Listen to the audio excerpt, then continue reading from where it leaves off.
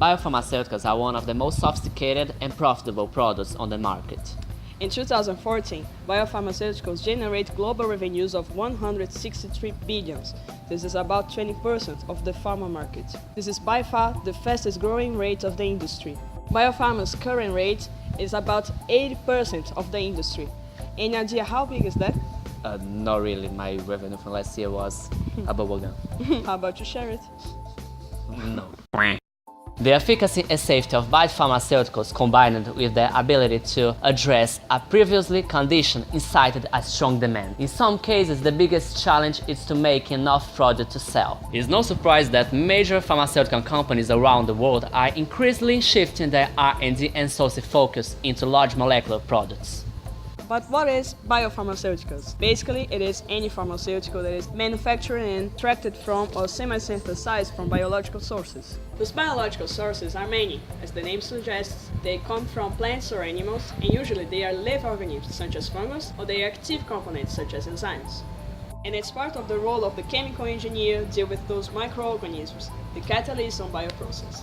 While pharmaceutics work on the formula, the development of the medicine, in fact, chemical engineer work translating that process developed in lab into a large-scale production at a reasonable cost. Then, work to maintain and improve that process. I like to think, if we do a good job, we make possible the access of great products for all people. In the case of biomedicaments, we are delivering health. Cool, right? Heard that, Mom? Still think my little sis is better than me just because she's in medical school? Oh, I hope my mom is watching that too. The most common microorganisms are bacteria and fungus that are used in the production of high-value products. Fungus, for example, are used in the production of fermented products. But let's not lose the focus. The microorganisms have a characteristic phase of growth. There is the adaptation phase, the growth phase, the stationary phase, and finally the death phase.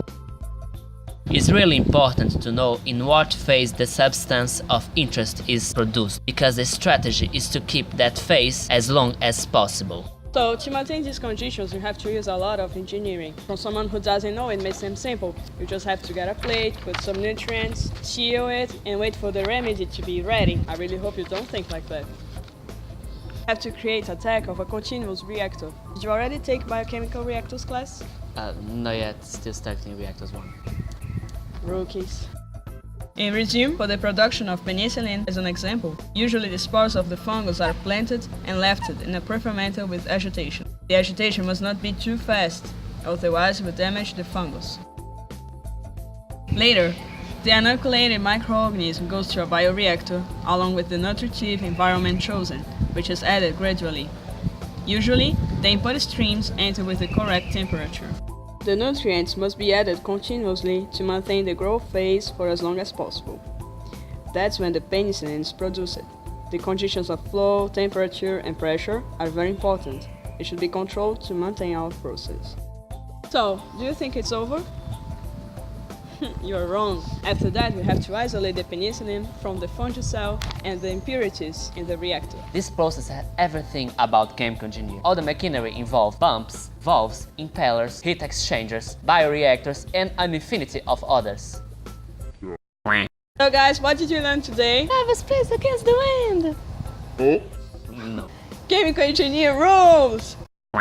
Oh well, I hope we convinced you that chemical engineering is a very vast field. See you! Até mais!